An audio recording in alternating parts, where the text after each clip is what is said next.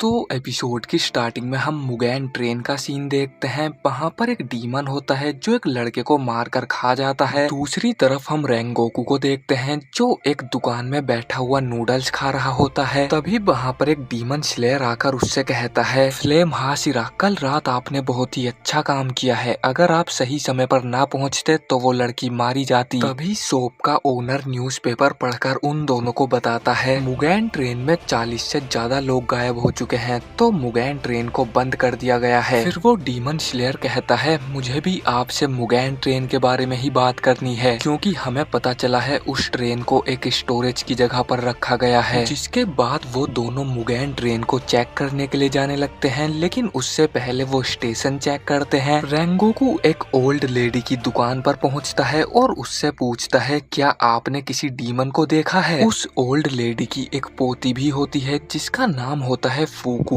और उसे डीमंस पर बिल्कुल भी विश्वास नहीं था। तो फूकू कहती है, डीमन जैसी कोई चीज नहीं होती, अब निकलो यहाँ से। फिर ओल्ड लेडी कहती है, तुम्हें इनसे इस तरह बात नहीं करनी चाहिए। तो फूकू रेंगोकू को सॉरी बोलती है। फिर रेंगोकू देखता है उनका आज एक भी लंच बॉक्स नहीं बिका था, तो वो उनके सभी लंच बॉक्स खरीद लेता है। जिसके बाद रेंगोकू उस डीमन स्लेयर को वापस भेज देता है और अकेले ही मुगैन ट्रेन को चेक करने के लिए चला जाता है। वहाँ पर उसे एक वर्कर मिलता है जो उससे पूछता है, आखिर तुम यहाँ पर क्या कर रहे हो? तो रेंगोकू कहता है, मुझे तो रेलवे डिपार्टमेंट ने आपके लिए खाना पहुँचाने के लिए भेजा है। फिर सभी वर्कर्स खाना खाने लगते हैं और रेंगोकू को पता चलता है मुगैन ट्रेन कल रात से दोबारा शुरू हो जाएगी। तभी रेंगोकू को किसी के चिल्लाने की आवाज आती है और वो देखता है वहाँ पर एक डीमन ने अटैक कर दिया होता है। उस डीमन ने एक लड़के को पकड़ा हुआ था और वो डीमन बहुत ही ज्यादा तेज होता है। उस डीमन को देखकर सभी डर जाते हैं और वहाँ से भागने लगते हैं। फिर वो डीमन कहता है, मुझसे ज्यादा तेज कोई भी नहीं है, तुम मुझे कभी नहीं मार पाओगे, और जब तक ये लड़का मेरे हाथों में है तुम मुझ पर अटैक भी नहीं कर पाओगे। फिर वो डीमन रेंगोकू को बताता है, कल रात उसने एक लड़की को सड़क पर मरने के लिए छोड़ दिया था, क्योंकि उसे लोगों को तड़पता हुआ देखने में मजा आता है। लेकिन रेंगोकू बताता है, तुम्हारे जाने के बाद वो लड़की हमें मिली थी और हमने उस लड़की का इलाज कर दिया, अब वो लड़की बिल्कुल ठीक है। ये सुनकर डीमन को गुस्सा आ जाता है और वो रेंगोकू से कहता है, तुम ये लंच बॉक्सेस स्टेशन पर से लाए हो ना, इसका मतलब तुम उन लोगों को जानते हो। अब मैं उन लोगों को मारूंगा। अगर तुम उन लोगों को बचाना चाहते हो तो मुझसे पहले स्टेशन पर पहुंच के दिखाओ। फिर वो डीमन उस लड़के को भी मारने वाला होता है, लेकिन रेंगोकू पहले ही उसके दोनों हाथ काट देता है। जिसके बाद वो डीमन अपनी फुल स्पीड में स्टेशन की तरफ भागने लगता है। वहीं रेंगोकू उस लड़के को पट्टी लगा देता है। तभी वहाँ पर दूसरे डीमन स्लेयर्स भी आ जाते हैं। तो रेंगोकू कहता है, अब तुम लोग इस लड़के को देख लेना, और वो उस डीमन के पीछे जाने लगता है। फिर रेंगोकू अपनी टोटल कंसंट्रेशन ब्रीदिंग का इस्तेमाल करता है और अपनी स्पीड को बहुत तेज कर लेता है। उधर वो डीमन उस लड़की के पास पहुँच जाता है, तो लड़की उसे देखकर वहाँ से भागने लगती है, लेकिन डीमन बहुत ही तेज होता है, वो उस लड़की को पकड़ लेता है। तभी वहाँ पर रेंगोकू भी आ जाता है और डीमन उसे देखकर लड़की को छोड़ देता है। फिर वो डीमन उस बुढ़िया के पास जाता है और कहता है, चलो एक गेम खेलते हैं, अगर मैंने इसको पहले मार दिया तो मैं जीत जाऊंगा, और अगर तुमने मेरा गला इससे पहले काट दिया तो तुम जीत जाओगे। तो रेंगोकू कहता है, ठीक है, मैं तुम्हारा चैलेंज एक्सेप्ट करता हूँ, और इतना कहते ही वो उस डीमन के गले को काट देता है। ये देखकर उस बुढ़िया को अपना बचपन याद आ जाता है, जब उसके ही जैसे हाशिरा ने उसे एक बार बचाया था। शायद वो रेंगोकू के फादर होंगे। फिर वहाँ पर दूसरे डीमन स्लेयर्स भी आ जाते हैं और वो लड़का रेंगोकू से पूछता है, क्या आपने उस डीमन को मार दिया, तो अब मुगैन ट्रेन एकदम सेफ है? लेकिन रेंगोकू कहता है, अभी मैं कुछ नहीं कह सकता हूँ, जो डीमन 40 लोगों को मार सकता है वो और भी ज्यादा खतरनाक होगा। फिर अगले दिन रेंगोकू मुगैन ट्रेन में जाने लगता है, तो वो दोनों उसको थैंक यू बोलने के लिए एक लंच बॉक्स फ्री में देती हैं। रेंगोकू एक लंच बॉक्स फ्री में ले लेता है और बाकी सारे लंच बॉक्स भी खरीद लेता है। जिसके बाद रेंगोकू मुगैन ट्रेन में पहुंच जाता है।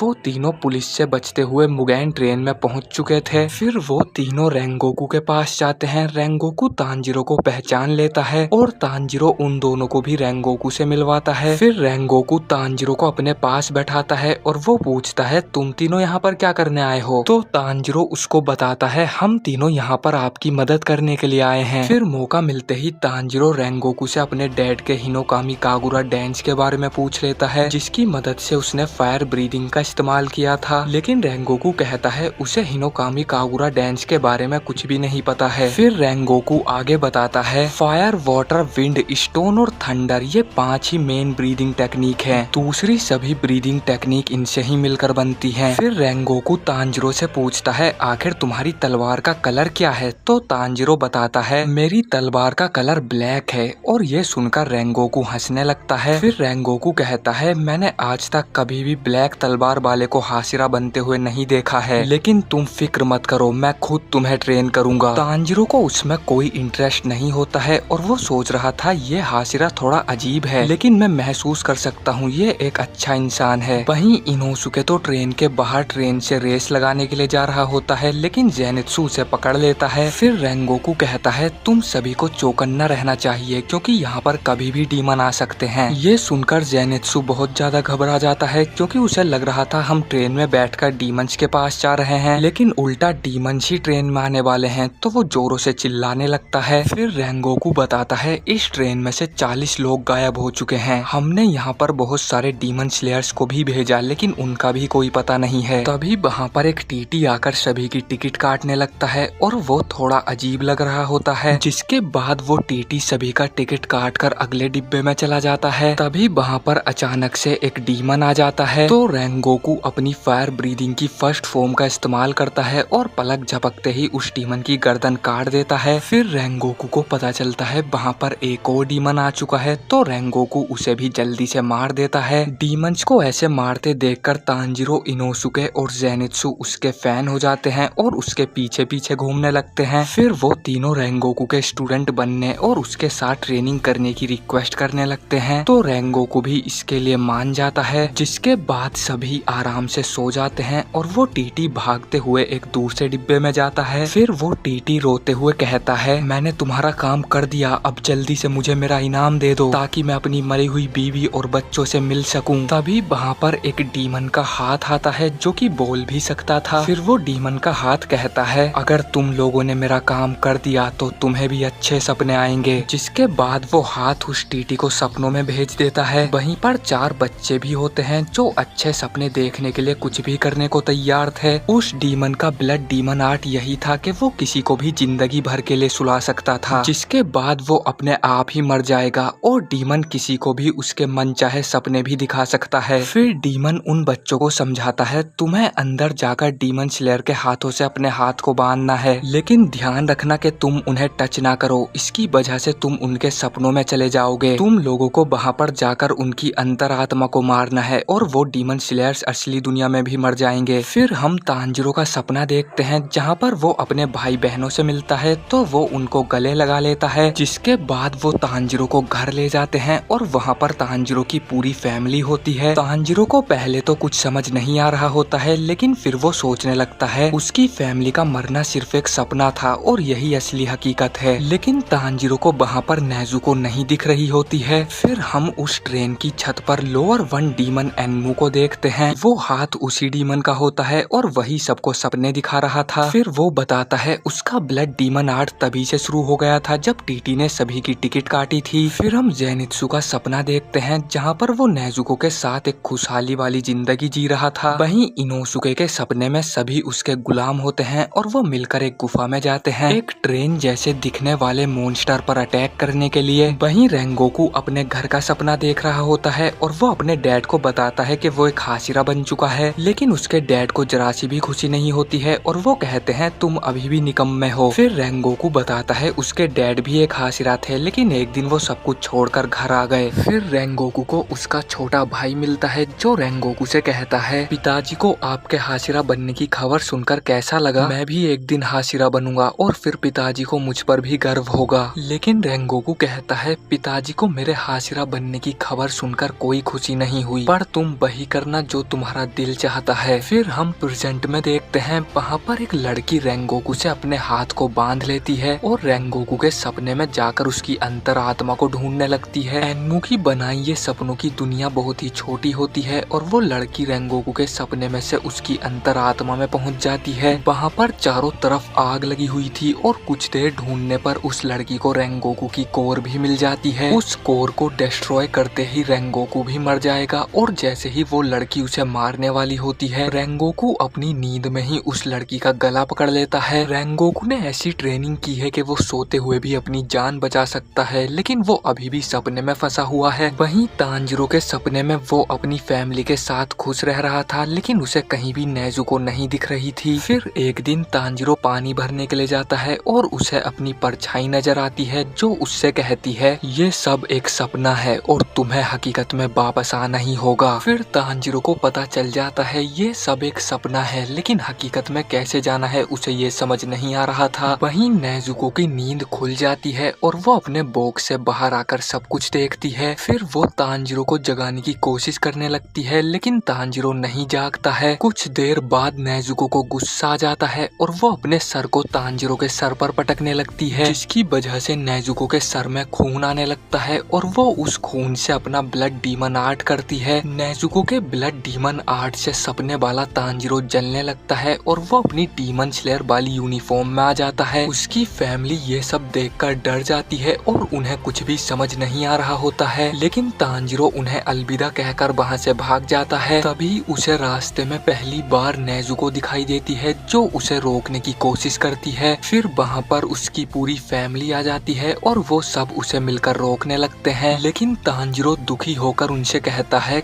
काश ये सब सच होता, काश आप सब जिंदा होते, मैं यहीं पर चारकोल बनाता और मैं कभी तलवार को हाथ भी नहीं लगाता, लेकिन ये सब सच नहीं है और मुझे अब यहाँ से जाना होगा। फिर तांजिरो वहाँ से भाग जाता है और सपने से बाहर निकलने का रास्ता ढूंढने लगता है, लेकिन बहुत देर तक उसे रास्ता नहीं मिलता है। तो वहाँ पर उसके डैड आते हैं उसकी मदद करने के लिए। फिर तांजिरो के डैड कहते हैं अगर तुम्हें यहाँ से बाहर निकलना है तो अपनी तलवार उठा लो और जाने का रास्ता तुम्हारे सबसे करीब होगा। वहीं हम एक लड़के को देखते हैं जो तांजिरो के सपने में आया था और वो उसकी अंतरात्मा को ढूंढ लेता है, लेकिन तांजिरो की अंतरात्मा इतनी सुंदर और इतनी शांत थी कि उस बच्चे को यकीन नहीं हो रहा था। वहीं इनोसुके और जेनित्सु तो अपने सपने में आए दोनों बच्चों को ही मारने लगते हैं, क्योंकि वो अपने सपने से जागना नहीं चाहते थे। उधर तांजिरो थोड़ी देर सोचता है और फिर उसे समझ आता है कि बाहर निकलने के लिए उसे खुद को मारना होगा, जिसके बाद तांजिरो अपनी तलवार उठाकर अपना ही गला काट लेता है। हम उस लड़के को देखते हैं और वहाँ पर कुछ क्यूट से क्रीचर आ जाते हैं। फिर वो सभी उस लड़के को तांजिरो की कोर के पास लेकर जाते हैं। तो वो लड़का कहता है मैं तो इसे डिस्ट्रॉय करने वाला था ना, तो तुम मुझे यहाँ पर क्यों लेकर आए हो। और वो लड़का तांजिरो की अच्छाई देखकर रोने लग जाता है। वहीं तांजिरो अपनी गर्दन काट कर मर जाता है और रियलिटी में वापस आ जाता है। फिर वो नेजुको को देखकर उससे पूछता है नेजुको क्या तुम ठीक हो। फिर कुछ देर बाद तांजिरो देखता है वहाँ पर सभी सो रहे थे और कुछ बच्चों ने उनके हाथ से अपने हाथ बांधे थे। फिर तांजिरो को अपने टिकट में से डीमन के ब्लड की स्मेल आती है और उसे पता चल जाता है कि उन पर ये ब्लड डीमन आर्ट उस टिकट की मदद से किया गया था। जिसके बाद तांजिरो नेजुको से कहता है क्या तुम इन सब की रस्सी भी जला सकती हो। तो नेजुको ऐसा ही करती है और तांजिरो उन्हें उठाने की कोशिश करने लगता है, लेकिन कोई भी नहीं उठता है। फिर वो सभी बच्चे नींद से जाग जाते हैं और तांजिरो पर अटैक करने लगते हैं। फिर वो बच्चे कहते हैं तुम हमारे रास्ते में आ रहे हो, अब हमें अच्छे सपने नहीं आएंगे। फिर तांजिरो उन सब बच्चों को मारकर उन्हें बेहोश कर देता है, लेकिन जो बच्चा तांजिरो के सपने में था वो तांजिरो पर अटैक नहीं कर रहा होता है। फिर तांजिरो अकेला ही उस डीमन से लड़ने के लिए जाने लगता है और डीमन की स्मेल से तांजिरो को पता चल जाता है कि वो डीमन ट्रेन की छत पर है। फिर तांजिरो भी ट्रेन की छत पर पहुंच जाता है और वो डीमन तांजिरो को देखकर कहता है आखिर तुम अपने सपने से जाग कैसे गए, क्या मैंने तुम्हें सही सपना नहीं दिखाया, क्यों ना मैं इस बार तुम्हें तुम्हारे फादर का सपना दिखाऊं। तभी एनमू तांजिरो की इयररिंग्स देख लेता है और वो बहुत ही ज्यादा खुश हो जाता है। फिर एनमू कहता है ये तो खुद चलकर मेरे पास आ गया, अब मैं इसे मार दूंगा और मास्टर खुश हो जाएंगे। तभी तांजिरो अपनी वाटर ब्रीदिंग की 10th फॉर्म का इस्तेमाल करता है और उस डीमन पर अटैक कर देता है, लेकिन एनमू अपने ब्लड डीमन आर्ट का इस्तेमाल करता है और तांजिरो को सुला देता है, लेकिन तांजिरो दोबारा से नींद से जाग जाता है। ये देखकर एनमू हैरान रह जाता है और वो तांजिरो को बार बार सपनों में भेजता रहता है, लेकिन तांजिरो हर बार जाग जाता है क्योंकि जैसे ही वो सपने में जाता है वो खुद को मारकर दोबारा से हकीकत में वापस आ जाता है। फिर एनमू सोचने लगता है बार बार खुद को मारना इतना भी आसान नहीं है, कहीं कहीं इस बच्चे का दिमाग तो खराब नहीं हो गया है। धीरे धीरे तांजिरो उसके पास आते जा रहा था तो वो तांजिरो को एक डरावना सपना दिखाता है जिसमें तांजिरो के घर वाले उसे उल्टा सीधा बोल रहे थे क्योंकि वो उन्हें मरने के लिए छोड़ गया। फिर तांजिरो के फादर उससे कहते हैं तुम अपनी फैमिली को भी नहीं बचा पाए, तुम तो एकदम बेकार निकले। फिर तांजिरो की मदर कहती हैं उस दिन तुम्हें मरना चाहिए था लेकिन तुम तो हमें अकेला छोड़कर भाग गए। फिर तांजिरो उस सपने से भी बाहर आ जाता है और वो कहता है मेरी फैमिली कभी ऐसा नहीं बोलेगी और वो गुस्से में एनमू की गर्दन अलग कर देता है। फिर तांजिरो सोचने लगता है आखिर ये इतनी आसानी से कैसे मर गया, क्या ये उससे भी ज्यादा कमजोर था। लेकिन उसे पता चलता है उस डीमन ने अपने शरीर को पहले ही ट्रेन से जोड़ लिया था और तांजिरो ने उसका असली गला नहीं काटा है। फिर वो पूरी ट्रेन में खुद को फैलाने लगता है ताकि वो ट्रेन में हर एक इंसान को खा सके। फिर वो कहता है इस ट्रेन में 200 लोग हैं, क्या तुम अकेले उन्हें मेरा खाना बनने से बचा पाओगे? कुछ देर में वो सब भी मेरे शरीर का हिस्सा बन जाएंगे, क्या तुम अकेले ये सब रोक पाओगे? तभी तांजिरो उसे मारने की कोशिश करता है लेकिन वो ट्रेन के अंदर गायब हो जाता है। फिर तांजिरो सोचने लगता है अब मैं क्या करूंगा, मैं ज्यादा से ज्यादा 2 डिब्बों को बचा सकता हूँ। फिर वो कहता है रेंगोकू, इनोसुके, जेनित्सु, मुझे तुम्हारी जरूरत है, जल्दी से जाग जाओ। इनोसुके भी नींद से जाग जाता है और वो ट्रेन की छत पर आ जाता है। तो तांजिरो इनोसुके से कहता है इनोसुके ये पूरी ट्रेन एक डीमन बन चुकी है और वो सभी लोगों को मार देगा, तो बचाओ उन्हें। फिर इनोसुके कहता है मैंने तो तुमसे पहले ही बोला था ये ट्रेन एक डीमन है। जिसके बाद इनोसुके ट्रेन के अंदर जाकर उस डीमन को काट कर सभी लोगों को बचाने लगता है। फिर वो डीमन पूरी ट्रेन में फैल जाता है तो तांजिरो भी ट्रेन के अंदर आकर सबको बचाने लगता है। वहीं हम उस डीमन को देखते हैं जो ट्रेन के अंदर कहीं छिपा हुआ था और वो कहता है तुम मुझे मारते मारते थक जाओगे लेकिन मैं दोबारा से खुद को हील कर लूंगा और एक बार जब तुम थक जाओगे तो मैं तुम्हें मार कर खा जाऊंगा। उधर नेजुको भी अपनी डीमन फॉर्म में आ जाती है और सभी को बचाने लगती है लेकिन वो डीमन नेजुको को पकड़ लेता है। नेजुको को मुसीबत में देखकर वहाँ पर जेनित्सु आ जाता है और वो उस डीमन को काट देता है लेकिन वो सब कितनी भी कोशिश कर लें एनमू दोबारा से रीजनरेट हो जाता है और वो उसे कुछ भी नहीं कर पा रहे थे। वो सभी काफी ज्यादा थक चुके थे लेकिन तभी रेंगोकू नींद से बाहर आ जाता है और वो उस डीमन पर इतना जोरदार अटैक करता है कि वो कुछ देर के लिए रीजनरेट होना बंद कर देता है। फिर रेंगोकू तांजिरो के पास जाता है और वो बताता है कि एनमू का गला इस ट्रेन का हिस्सा है और अब तांजिरो और इनोसुके ही उसका गला काट सकते हैं। तब तक मैं ट्रेन के पिछले 5 डिब्बों को बचाऊंगा और जेनित्सु और नेजुको मिलकर ट्रेन के अगले 3 डिब्बों को संभालेंगे। फिर इनोसुके और तांजिरो ट्रेन की छत पर जाते हैं और इनोसुके ने पहले ही पता कर लिया था कि उस डीमन का गला ट्रेन के इंजन की तरफ है। इनोसुके जैसे तैसे करके वहां तक पहुंच जाता है लेकिन तभी वो डीमन इनोसुके पर अटैक करने लगता है। इनोसुके खुद को बचाने की कोशिश करता है लेकिन वो अपने बहुत सारे हाथों से इनोसुके को पकड़ लेता है लेकिन वहाँ पर तांजिरो आकर इनोसुके को बचा लेता है और वो दोनों उसका गला ढूंढ लेते हैं। वो दोनों मिलकर उसका गला काटने ही वाले होते हैं लेकिन तभी वो डीमन अपनी बहुत सारी आंखों से तांजिरो को सुला देता है। तो तांजिरो हकीकत में वापस आने के लिए अपना गला काटता है और वो बार बार ऐसा ही करता रहता है। एक बार तो उसे हकीकत और सपने में पता ही नहीं चलता है और तांजिरो सचमुच में अपना गला काटने वाला होता है लेकिन इनोसुके उसे बचा लेता है। फिर इनोसुके कहता है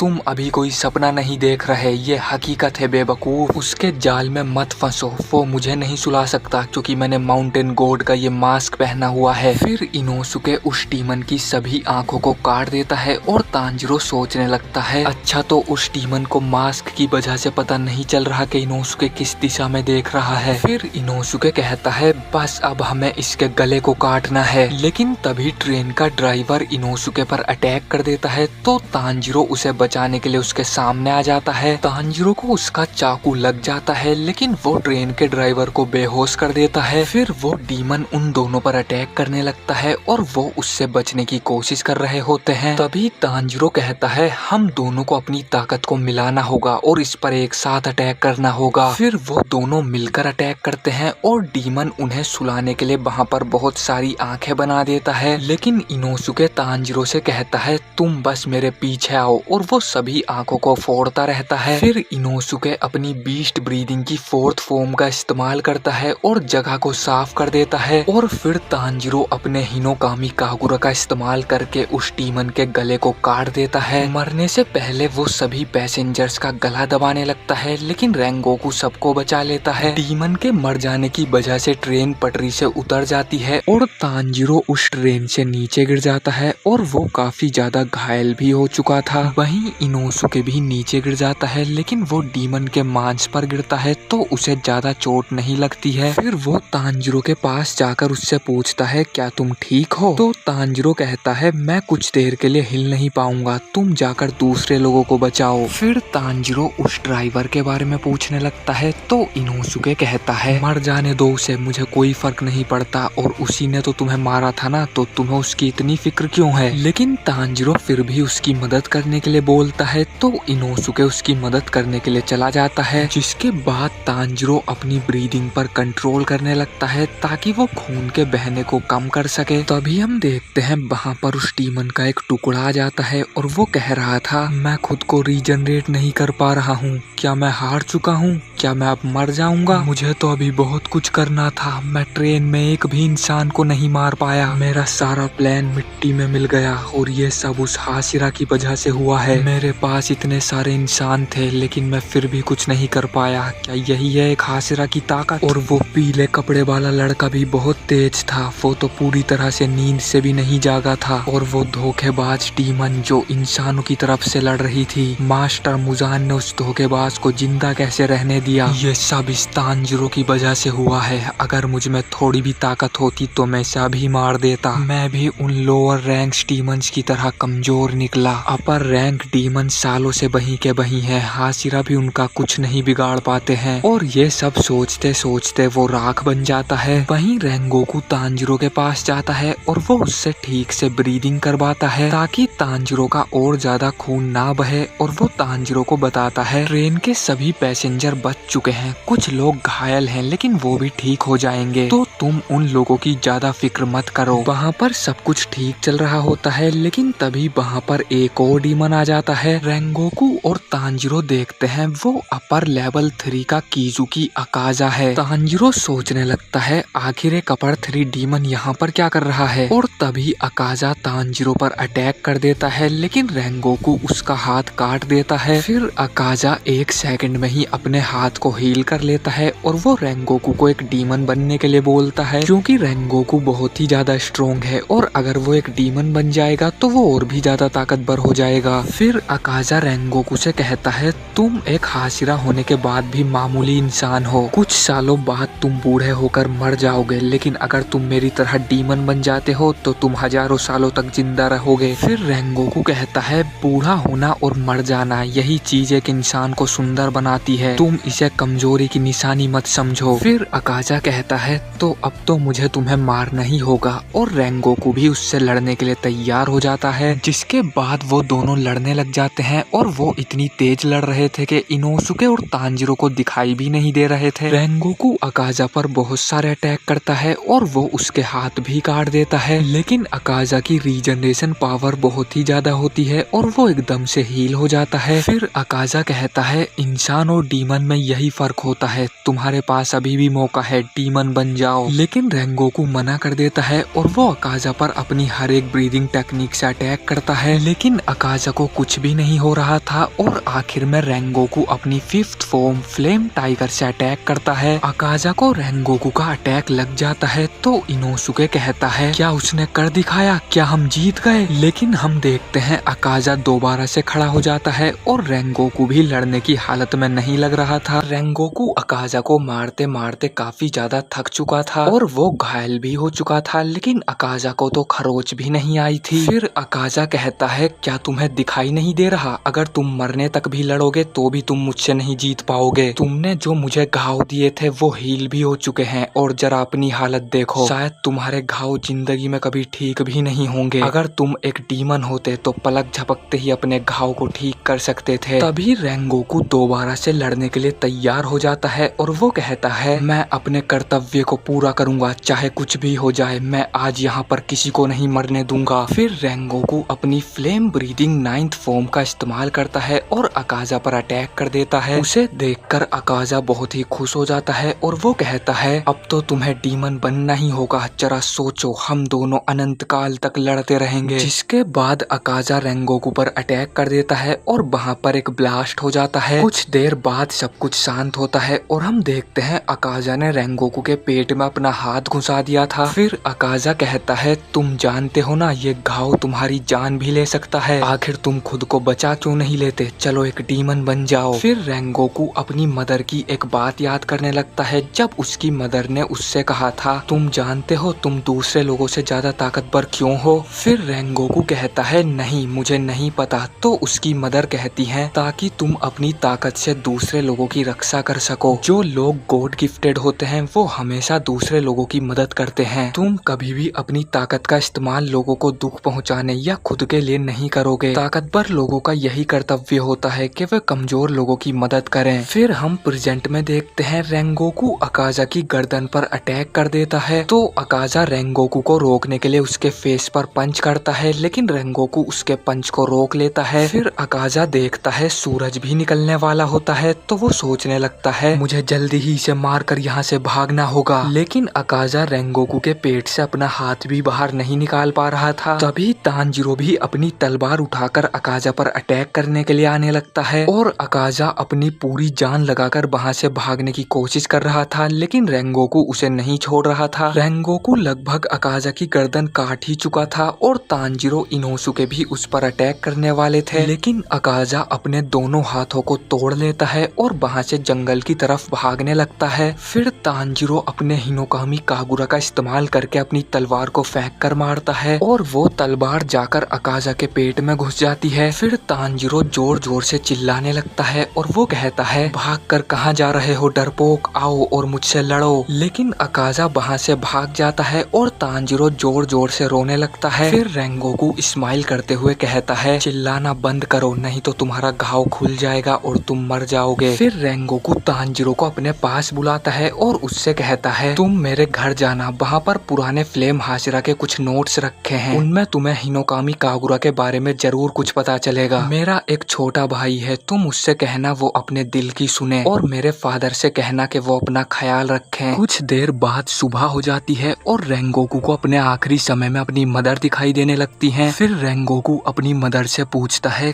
क्या मैंने अपना कर्तव्य ठीक से पूरा किया? तो उसकी मदर कहती है, मुझे तुम पर बहुत गर्व है मेरे बेटे। ये सुनकर रेंगोकू स्माइल करने लगता है और स्माइल करते करते उसकी मौत हो जाती है। तांजीरो और जेनित्सु जोर जोर से रोने लगते हैं। इनोसुके उन्हें रोने के लिए मना करता है, लेकिन कुछ देर बाद वो भी रोने लगता है। जिसके बाद सभी हाशिरा को रेंगोकू के बारे में पता चल जाता है और वो सभी काफी ज्यादा दुखी थे। फिर मास्टर ये खबर सुनकर कहते हैं, रेंगोकू बहुत ही बहादुरी से लड़ा, उसने एक भी इंसान की जान नहीं जाने दी। हम मुजान को देखते हैं जो एक बच्चे का रूप ले लेता है और वो एक फैमिली के साथ रह रहा था। तभी वहाँ पर अकाजा आता है और वो मुजान को बताता है, मैं ब्लू स्पाइडर लिली नाम के फूल को ढूंढने में नाकाम रहा, लेकिन इस बीच मैंने एक हाशिरा को मार डाला। लेकिन ये सुनकर मुजान गुस्सा हो जाता है और वो अकाजा को अपनी एक उंगली से दबा देता है। अकाजा की हालत मरने जैसी हो चुकी थी। फिर मुजान उससे कहता है, वहाँ पर 3 डीमन स्लेयर और थे ना, तुमने उन्हें जिंदा छोड़ दिया, तो तुम्हें खुशी किस बात की है? फिर मुजान अकाजा को वहाँ से भेज देता है और अकाजा गुस्से में तांजीरो की तलवार के पास पहुँच जाता है। जिसके बाद वो वहाँ पर जाकर तांजीरो की तलवार को तोड़ देता है।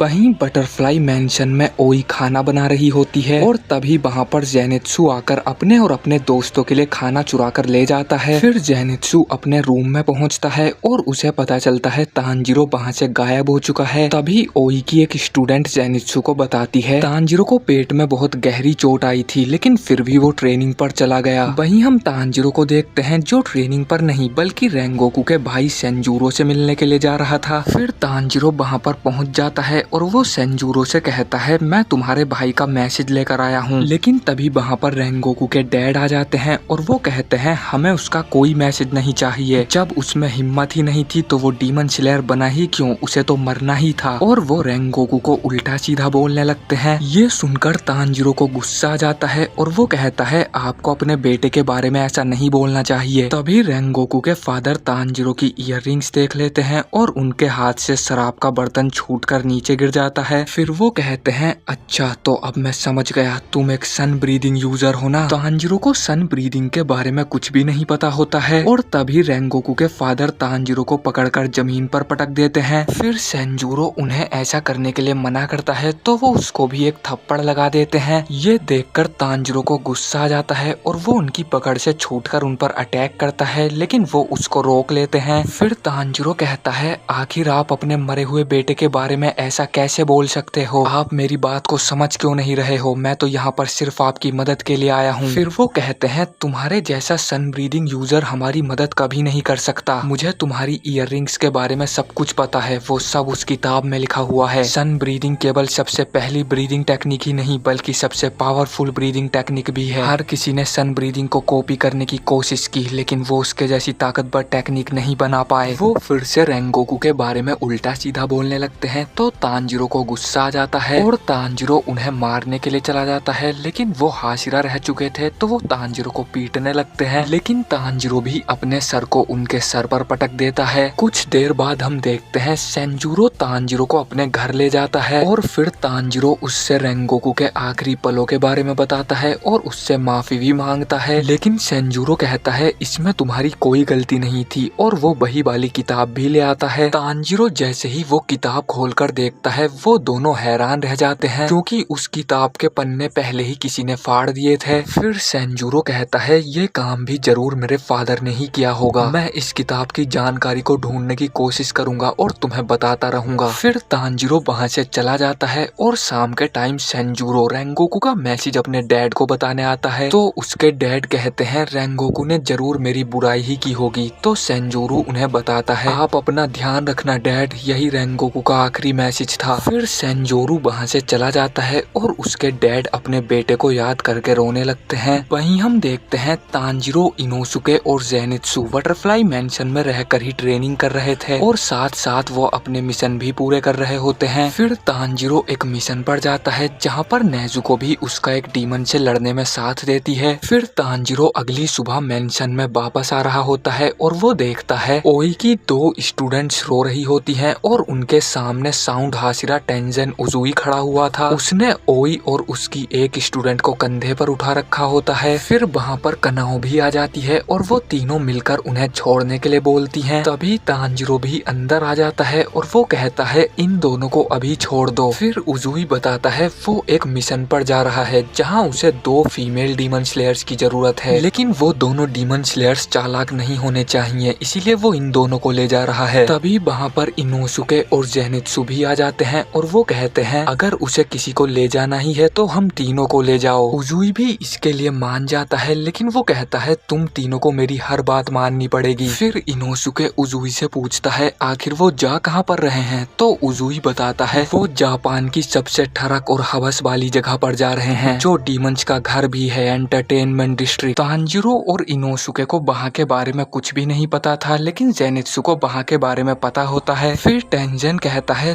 तुम तीनों मेरी बात ध्यान से सुनो, मैं एक देवता हूँ और तुम तीनों कचरे के अलावा और कुछ नहीं हो। अगर मैं बोलूंगा तो तुम्हें कुत्ता भी बनना होगा और बंदर भी, तुम तीनों मेरी पूजा करोगे। फिर तांजीरो पूछता है अच्छा तो आप किस चीज के देवता हो, तो टेंजन कहता है मैं त्योहारों का देवता हूँ। वहीं जेनित्सु सोच रहा होता है ये त्योहारों का देवता नहीं बल्कि बेवकूफी का देवता है। जिसके बाद वो चारों वहाँ से जाने लगते हैं और टेंजन की स्पीड बहुत ज्यादा होती है, वो तीनों उसे देखकर चौंक जाते हैं। कुछ देर बाद रात हो जाती है और वो चारों वहाँ पर पहुँच जाते हैं। वो जगह एकदम खूबसूरत लग रही थी, वहाँ पर चारों तरफ रोशनी ही रोशनी थी। इनोसुके इतने सारे लोगों को एक साथ देखकर हैरान रह जाता है और उन्हें अपने सर से टक्कर मारने निकल जाता है। जेनित्सु को भी कुछ खूबसूरत लड़कियां दिखाई देती हैं जो उसे बुला रही होती हैं, लेकिन तभी टेंजन उन दोनों को खींचकर वापस ले आता है। फिर टेंजन बताता है दिन में ये जगह एकदम खाली रहती है लेकिन रात में इंसानों से भर जाती है, जो कि डीमंस के लिए एक बहुत अच्छी बात है। कई लड़कियां गरीबी की वजह से यहाँ पर आकर वैश्या बन जाती हैं। अगर वो हाई लेवल पर पहुँच जाती हैं तो कोई अमीर आदमी उन्हें खरीद कर ले जाता है। जिसके बाद उजुई एक होटल में कमरा लेता है और उन तीनों को उनका मिशन समझाने लगता है। उजुई बताता है उसकी पत्नी यहाँ पर जासूसी कर रही थी, लेकिन कुछ दिनों से उसकी खबर आना बंद हो चुकी है, इसलिए मैं चाहता हूँ तुम तीनों उसका पता लगाओ। फिर उजुई उन्हें बताता है उसकी 3 पत्नियां हैं और ये सुनकर जेनित्सु पागल ही हो जाता है। वो कहता है तुम जैसी की भी पत्नी है, वो भी 3-3।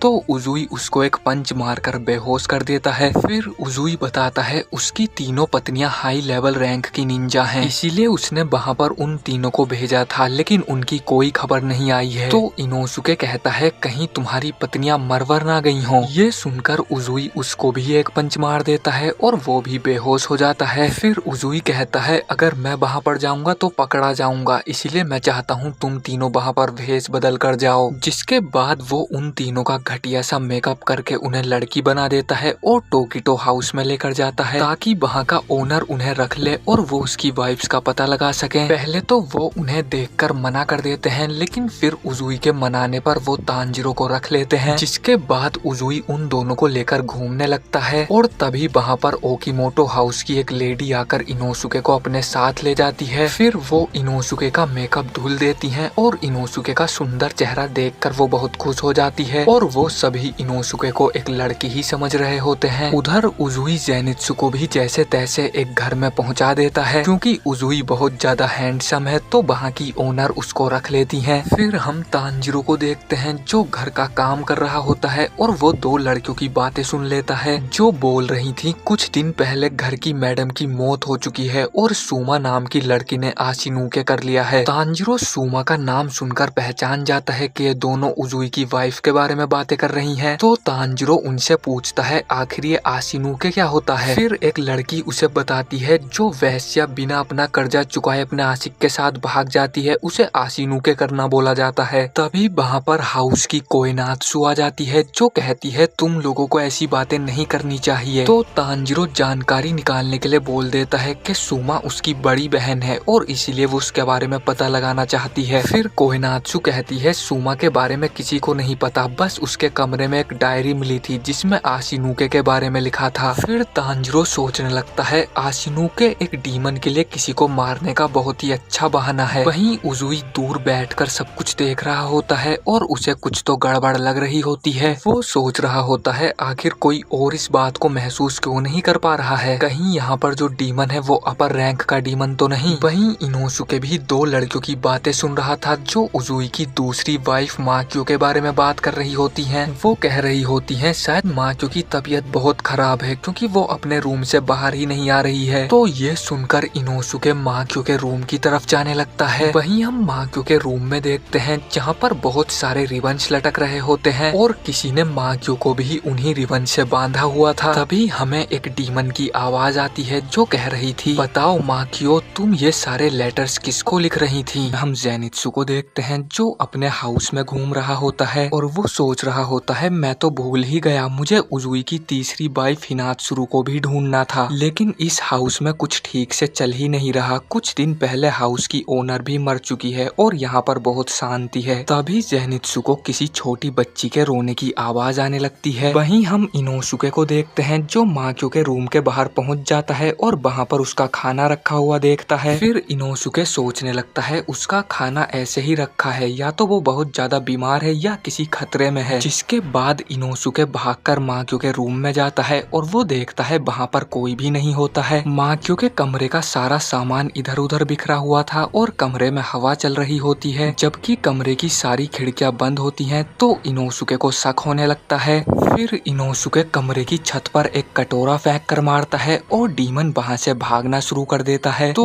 इनोसुके भी उस डीमन का पीछा करने लगता है, लेकिन डीमन बाहर नहीं आ रहा होता है क्योंकि अभी दिन का समय है और डीमन दिन में बाहर नहीं आ सकते हैं। इनोसुके उस डीमन का बहुत पीछा करता है लेकिन वो डीमन इनोसुके से बचकर भाग जाता है। वहीं जेनित्सु उस बच्ची के कमरे में जाता है जो रो रही होती है। जेनित्सु देखता है उसका सारा सामान बिखरा पड़ा था तो वो उससे पूछने लगता है आखिर ये सब किसने किया और तुम रो क्यों रही हो। तभी जेनित्सु को अपने पीछे से आवाज आती है तुम यहाँ क्या कर रही हो। जेनित्सु उसकी आवाज सुनकर समझ जाता है कि ये एक डीमन है और वो बहुत ही ज्यादा डर जाता है। ये डीमन इस हाउस की ओयरान होती है और उसके पास दो बच्चियां भी खड़ी हुई थी जो कहती हैं आप उस पर गुस्सा मत करो, वो परसों ही आई है। फिर ओयरान उन दोनों की तरफ गुस्से में देखने लगती है और वो कहती है क्या हुआ अगर ये परसों ही आई है। फिर जेनित्सु कहता है उसने बच्ची के रोने की आवाज सुनी बस इसीलिए वो यहाँ पर आ गई। तो ओयरान जेनित्सु की शक्ल को गंदा बोलने लगती है और वो कहती है तुम्हारे जैसी शक्ल होने से अच्छा तो मर जाना बेहतर है। फिर वो बच्ची से कहती है मैंने तुमसे ये कमरा साफ करने के लिए बोला था ना। तो बच्ची कहती है मुझे माफ कर दीजिए, मुझसे गलती हो गई। लेकिन वो उस बच्ची का कान पकड़कर उठा लेती है और उसे बहुत ज्यादा दर्द होने लगता है। जेनित्सु को ये देखकर गुस्सा आ जाता है तो वो उसका हाथ पकड़ लेता है और बच्ची को छोड़ने के लिए बोलता है। उधर हम इनोसुके के हाउस की ओनर को देखते हैं जो इनोसुके को तमीज सिखाने के लिए जा रही होती है, क्योंकि इनोसुके ने डीमन का पीछा करते करते हाउस की दीवारें तोड़ दी होती हैं। लेकिन जैसे ही वो उसके रूम का दरवाजा खोलकर देखती है उसकी आंखें फटी रह जाती हैं, क्योंकि इनोसुके अजीब सी हालत में खड़ा हुआ था। उधर हम देखते हैं जेनित्सु के हाथ पकड़ने की वजह से ओइरान को गुस्सा आ जाता है और वो जेनित्सु के मुंह पर एक पंच मार देती है, जिसकी वजह से जेनित्सु दूर जाकर गिरता है। फिर हम 2 दिन पहले का सीन देखते हैं जब उस हाउस की ओनर ओइरान से आकर कहती हैं जब से तुम यहाँ पर आई हो लड़कियों ने डर के मारे आशिनुके कर लिया है और कुछ ने तो खुदकुशी भी कर ली है। तो